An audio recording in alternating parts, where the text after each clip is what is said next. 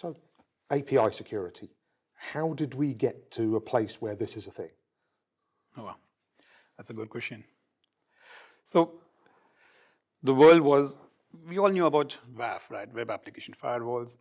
That's something that we come across. And there's a history in about web application firewalls, how it was in 1990s, how it was in 2000s and 2010s, and now. So the world relied on a web application firewall for quite some time to protect applications, right? And uh, it was generally known that as long as you have some visibility into the protocols and visibility into the kind of attacks you have, you are more or less covered, right? And it there was a time when web application firewalls were just used for very specific uh, attack scenarios, right? Um, and uh, and and for different kind of vulnerabilities that were known to be. But what we have realized, and what enterprises have realized, is that with this digital transformation that's going on, with the world moving into a digital economy, uh, APIs are playing a much bigger role than just web applications talking to each other, right? It, we are now delivering and consuming so many more services and features and functions just because of the power of APIs, right? And the world of web application firewalls, although it evolved from just a basic project to a next generation web application firewall, it did not have the capabilities of looking into APIs, right? The application programming interfaces between two applications, within the applications and databases, all of that traffic that was passing through APIs, WAF were just not built to handle all of that kind of traffic. So that's where the need for this application API security came in. That unless we don't have a visibility towards all of these APIs, and what are they actually transferring, right? And how much is it really transferring? And are they supposed to be doing what they're doing, right? And what happens if there's a vulnerability in that API? How easy it is to exploit? Now, unless you don't have a visibility towards all of that, there is no way you can secure your applications and APIs. You can't secure what you don't know. You can't secure what you don't know. And I guess that makes sense. It reflects the landscape that everybody's working in. As you said, back in the dawn of time, Right. we had websites and everything lived in the website. Right. And it was one site and people used the website. Right. And now it evolved. People started moving away from one big monolithic website that humans use, Right. to, even through the first generation, Yeah. you get bot scrapers. They can look at a website on your behalf. Right. We'll come back to bots. Right. But then you've started to say that my website is composed of individual services as people have moved into microservices, containerization, serverless code. So the attack surface has changed. Right. There's not just one point anymore that people are saying, Right. here is my website, I have to secure that. Right. It's everything behind it as well now. So we're seeing people go, right, there's the public website. Right. There's the API that I use to update it. There's the API that my business partners use to get information. There's the API that third parties use to give me information or to take information. Right. So we're starting to see, as that complexity grows and people want more function, Right. and increasingly increase their dependence Right. on what that website does for their business. Yeah. But suddenly the APIs, the impact of a problem has just been magnified greatly. Yeah. And in fact, to the point that almost 80% of all cloud web application traffic happens to come from APIs. So 80% of web traffic today is APIs. It's so extensively used. And you have all kinds of APIs. You have this public APIs that you were talking about, partner APIs, and then there are shadow APIs and the rogue APIs, and All the things that nobody's documented, but maybe somebody did know about it, but they left the company 3 years ago and now we're not quite sure what there is. Right. But it could be doing, we're not entirely sure either. Right. And not only that, but it's also that you constantly have to modify your APIs to add in new services, right? No one wants to change the whole application code. They just say, okay, you know what? If this is a service or functionality that you need, I mean, as well just build an API which talks to this endpoint and that endpoint, give you that data. Now I give you that data, you handle that data. So what's happening is a whole lot of APIs that were built in, applications built in by developers and who moved on. But the second thing is also the constant need to modify, transform, change, Whilst build your maintaining application. backward compatibility, so And you while can it's never maintained. turn off the old stuff. And you can never turn that off, right? So true, right? So that's the new challenge, and that's the new challenge that customers face, right? That how do we get all the elements running together, and how do we still get the latest and greatest of APIs and the advantages that it gives? How do we make sure that everything works seamlessly and securely? So that's where the importance of API security in today's world. So what I'm seeing out there with customers is, you know, it's not pain-free. Yeah. They've been working, they've been making stuff happen, they've been getting stuff launched, getting it live, getting it going, Right. getting people onto the platforms, getting them using the platforms. And now there's a little bit of, and we need to catch up. Right. There's a little bit of, we really meant to get round to security, and we really meant to get round to visibility, Right. and maybe we weren't quite as up to date as we could have been. And the documentation is, we have documentation, but we're not entirely sure it's complete. Right. So what I'm seeing is there is a bit of a dearth of visibility.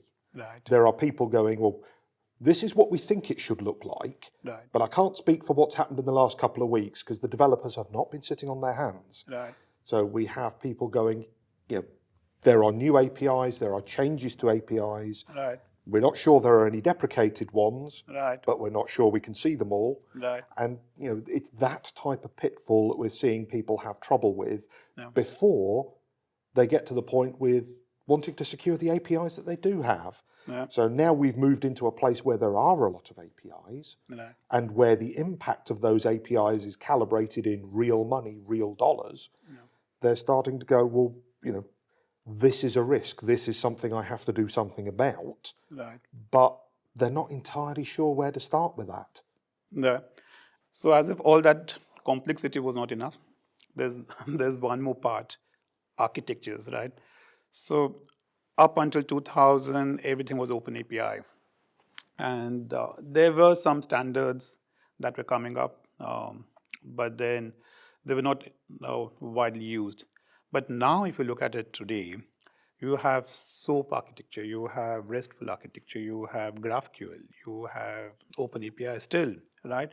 And so it's just not about having a visibility of all your APIs and what are they doing, but also the ability to manage all these different kinds of architectures of APIs and still have the visibility, security, control of all of them. And that's the part where that adds on to the complexity of APIs, right, and API security. Now, uh, what we generally recommend to our customers is that whether you have an API gateway or not, right? Whether you have some way of managing APIs or not, right? The first and the foremost thing that you really need to have is a complete visibility of all your APIs, right? Mm-hmm. Every single API that's out there, that's within your applications and between applications and databases, you got to have a visibility of all of those APIs. That's the first thing. And APIs not in theoretical use, but in actual life scenario, right? You could have a whole lot of APIs just sitting, doing nothing, and there's no point in knowing about it. It's a good academic study, but every single API that is in production, that is in use, you got to have a visibility to it, right? Now, whether they are external APIs, internal APIs, your shadow APIs, rogue APIs, deprecated APIs that were not at all used and then suddenly have come into use, and so you got to have a visibility to it. That's number one.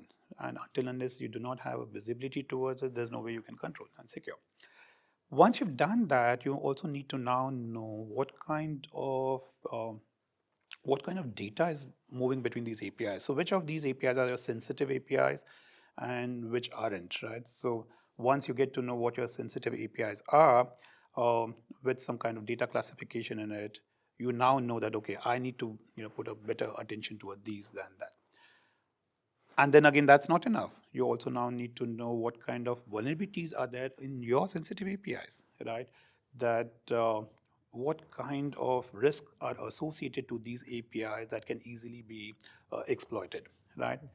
And while you're doing all of this in your production, new APIs keep coming, right? There's a change, there's a thing. So And this is what we're seeing. We've got a lot more customers that I'm talking to. It's sort of, they would love to shift left. Right. They'd love to know about these things before they happen. Beforehand, yes. But security is nothing if not pragmatic these days. Right. They're understanding that they can't necessarily get ahead of the pace of DevOps and DevSecOps. So what's happening is they're going, okay, we accept that things are going to change. We know they're going to change. Here's how we're going to stay on top of the changes. Right. So whereas if we go back, web application firewalling, as you said, has been going for, 25 years? Right. We've been doing it. Imperva have been doing it for nearly that long. Blue Cube have been doing it for nearly that long. Right. We always used to have, right, you tell us exactly what there is, we'll tell you how to protect it. Right. Now the customers are having to do this themselves. Right. They're having to go, well, something changed last night. How can I do no harm, not break production, Right. whilst at the same time not opening up a massive security hole? Right. And all automatically at the snap of a finger, right? You just want it instantaneously. You can't wait for reports and attack, and deep investigation to get to know where the problem is and what needs to be done. And that's where having a dedicated API security solution helps, right? You not only get that entire visibility instantaneously, but you also get to know what exactly went wrong with your APIs, right? And so the whole, an API today might be talking to multiple endpoints in your application, right? It's not the days of having one-to-one is gone, right? It's no more that one single API is just talking to one single object, one single function, and one single endpoint in your application. These APIs are doing multiple interactions with the same endpoints and are transferring data between APIs themselves, ultimately to render a service. Now, this understanding of architecture, understanding of vulnerabilities, understanding of the data transfer, understanding of application, and having the ability to do an assessment and verification of your APIs and whether those APIs are conforming to your API standards or not is something so vital now. It's actually, in fact, what we were seeing is that many CISOs have put API security as one of their topmost priority in their risk registers. So, yeah. You think they found out how bad it would be if the API got breached? Yeah. But almost every single breach out there always happens to be an API breach, right? There's some or the other. There's that it was an unauthenticated API, it was a public API, it was an API that was deprecated, or API. A breach always has some relation to a poor, abused, misconfigured API. Yeah, and that's where the world is going towards. So you talked about the architectures. What I'm seeing is a shift in not just the architecture, but the substrate. Mm-hmm. So whereas we all started out with, here's my computer, it lives in my data center, to here's my computer, it lives in someone else's data center, to I'm sure there's a computer somewhere, but that's not my problem. So I'm seeing a lot of folks moving on to public cloud, the hyperscalers, private clouds, software-defined data centers, their own clouds in some cases. There are customers out there building software-defined data center to offer their own teams effectively a private cloud. And along with that, we're seeing less and less traditional, here is a web host, here is an API endpoint host, Yeah. and people are moving that layer of abstraction further away. Right. So it's gone from here is a host Yeah. to here is a service to here is a container to here is a serverless endpoint piece of code, Right. and network functions being virtualized. Right. So less and less we have that traditional point where I can just put a box in, run it as a proxy, run it as a network bridge, Right. and just see what I'm looking at. That kind of visibility is just evaporated. Right. So this is kind of like, this is where we need to compensate. This is where we have to move on to keep up with what the customers are doing. Right. And just to add on to that, the legacy still continues. Right. And so all the customers have moved on into cloud and cloud native now. The legacy still is there, right? It's still a big reality. Now, if you look at it, most of the traffic coming on to APIs is automated automated traffic, right? It's you don't really necessarily need a human to be sending a particular traffic. It's all of this is an automated traffic, right? Now, the first thing or the first challenge that comes into API security when you have this a multi-complex environment is that multi-cloud, multi-complex environment is that you need to have a visibility into all the automated traffic that's coming in, right? Where is it coming from? How real it is? Is it a bot or is it a human being traffic? And if it's a bot, then is it a good bot or a bad bot? Just to be clear, bots are not inherently bad. Right. There are bad bots. Right. But I imagine an awful lot of people's day-to-day business depends on the good bots. Right. Yeah. So you got to allow those good bots to come in and have a fantastic level of confidence to say that this bot is, so it is a bot, but it's a bad bot, right? You need to have that level of confidence to generate that. But once you have got that visibility into the traffic that's coming onto your APIs, and you have the ability to distinguish between good and bad, then you need to understand what are these bots actually doing, right? What are they doing? So are they just doing reconnaissance? Are they really getting you and fetching data and triggering something? You need to have a visibility into the bot actions as well, right? So that's the second thing. So when we think of API security and application security, we also need to think about what is all this automated traffic doing, right? Because the more automated traffic you have, the more bot traffic you have, the more API calls that are generated, the more volumes of all of this, it not only puts a strain on your network infrastructure and all that, but it also is giving the attackers that many points and attack surfaces to attack into your applications and databases. So yes, until unless you do not have a visibility into your bots, right? What are they doing? Where are they coming from? What is it actually doing? Why is it constantly changing? Where is it? What's happening within those bots? And then what are the trigger points? Until unless you do not have a visibility of these bots and APIs, there's no way you can secure your APIs, right? You need to have these both in tandem. You need to have both bots and APIs working together. So it comes back to one of the oldest things in security is always defense in depth. I need to know what the people are doing. I need to know what the bots are doing. I need to know whether they're good or bad. Right. And I need to see what actions they're taking. Absolutely. And then moving on to the defense in depth approach. So while you have a visibility on your bots, the automated traffic, and then APIs, you also get a visibility into the endpoints. And now you need to make sure that are your applications secure enough or not, right? The endpoints. Now, what if there is a business logic attack that is used, right? Business logic attacks typically are pretty sophisticated and cannot be blocked by your firewalls and VAFs and anything, because they work into the logic of your business applications, and most of these business logic attacks that use either bots and APIs as their attack tool are ultimately getting into your applications and data, right? Now, you need to have something on your applications as well, right? Which understands these different kinds of threats, understands how actually interact with the code and what would happen with the code and give you a real-time protection, right? You ultimately want a real-time protection as well.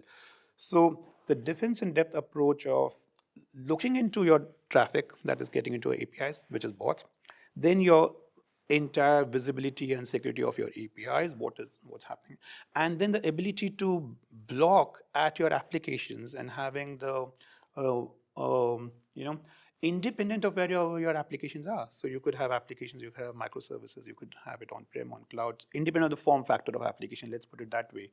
So you need to have a solution that is able to work end to end, right? And unless you do not have that, then you're leaving some gaps. Yeah. So for those who've been doing network infrastructure forever, it's the same thing. First, we take out the things we know are bad. Right. Then we look at the intent of the Right. things that we let through that we think are good Right. to find out if they're doing something bad. Right. And until we've got all the layers in place, we're not quite sure Right. until we get right back to the application to see what they're doing. Right. And that's the key thing, that you need to have a visibility, you need to have security, you need to have control and management of end to end from all the layers of your applications to your database to be able to have confidence in your security, right? Otherwise, You're waiting to find out what goes wrong. So applying all this to the real world, one of the customers that I've worked with for many, many years now has actually been along this journey. So originally, back at the beginning, they had physical web servers in a physical colo center, and they had physical appliances providing web app firewalling. And life moved on, it worked, but then it could be better. So the first step they took was to move from on-premise web app firewalls to in-cloud firewalls. That, as we know, added distributed denial of service attack protection. Yeah. You get some content delivery capabilities based on that. And these, those three things are just from almost doing the same things, but using the Imperva cloud service rather than installing boxes at your data center. Yeah. What it then did for them was open up the ability to start doing more. Yeah. So as their web capabilities evolved from just being a public website to being an online store to being a customer portal to being the biggest part of their business, what these folks did was start to expand their capabilities. So the first part we saw was the move to cloud. After that, they took an interest in bots. As you said, not all of the people on your website are human. Yeah. And even before they'd started moving to API services, they were seeing an awful lot of bots. Yeah. Now, some of them are good.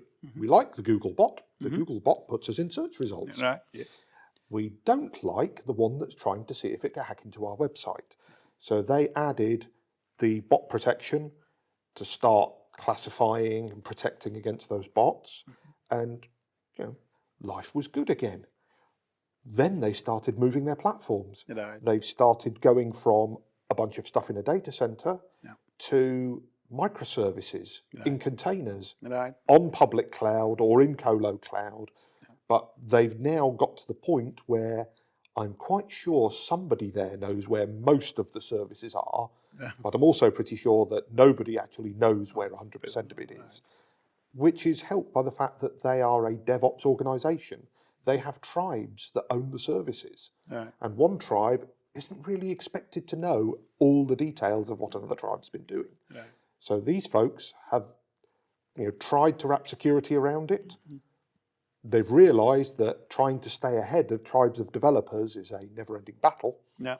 So they've taken up the API protection to say, we know they're there, we'll protect what we know we have, but also, if things turn up that we didn't know we have, we'll know about them, and we'll protect those as well. Yeah. So they've come along that journey, almost reflecting the move into cloud, into APIs, and our next initiative with them is to actually look then at the applications. What's the application doing? Is that normal for that application? Or should we be doing something to stop it? And I've got one from my experience as well. So there was this bank. The the the s- the CISO had a lot of reports coming from the SOC team saying that there are some applications are slowing down, or there's something that's going wrong. Now, now they couldn't actually get to know that what was the problem, because the code hadn't changed, right? There was no change to the application. It was always been this way, legacy applications and things like that. So uh, they were our existing WAF customers, on-prem gateways, and we said, okay, uh, if you are seeing the symptoms of a application performance, there could be multiple reasons. Let's investigate and find out what's the real cause and what we can do about it. We said, can we move or onboard some of your applications into the cloud? And they were fine with it, so we did that. Once we had a visibility into their applications, we said, okay, now let's switch on the bots and the API security into it instantaneously. So while I was talking to the CISO and my engineer was actually switching it on, he started seeing a whole lot of APIs, and he said, hold on, this API is not supposed to be doing this. Like, and it was like a moment of, like, aha, it was a wonder moment that he said, no, these APIs are, for all we know, the documentation actually says that this API is supposed to be doing just this. Why is this API talking to that application? And why is this doing that? Oh my God. And like he kept looking at those APIs when he got and then said, okay, you know what, Sachin, enable this trial for 2 weeks. Let's take a look at the entire data at one shot instead of me going through each one of them. I said, okay. And so we enabled the trial, and we kept investigating. And we met after 2 weeks with all the results. And he was surprised. He was completely surprised that I would actually now say the three things that we brought out in that entire thing. Because one, there was internal fraud going on. So we actually gave them the evidences of that fraud: where, what, how, why, everything, right? So that was one. Second, he got to know about a whole lot of junk traffic that was going on and malicious traffic, actually, junk and malicious, that was unnecessarily just clogging his applications and APIs, right? So that was the reason why they could see such a, there was a performance thing. So they could stop that.